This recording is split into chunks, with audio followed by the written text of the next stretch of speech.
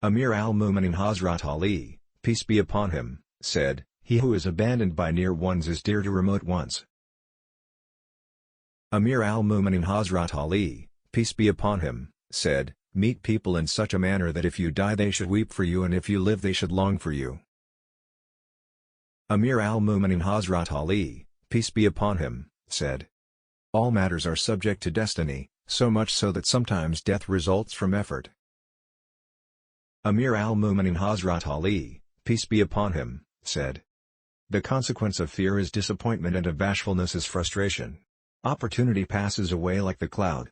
Therefore, make use of good opportunities." Amir al-Mu'minin Hazrat Ali, peace be upon him, said, "Rendering relief to the grief-stricken and providing comfort in hardship are among the means of atonement for great sins."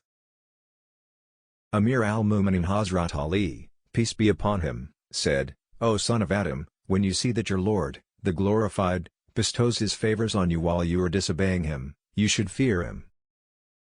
Amir al-Mu'minin Hazrat Ali, peace be upon him, said, "Keep walking in your sickness as long as you can. Fear. By Allah, He has hidden your sins so much so as though He has forgiven."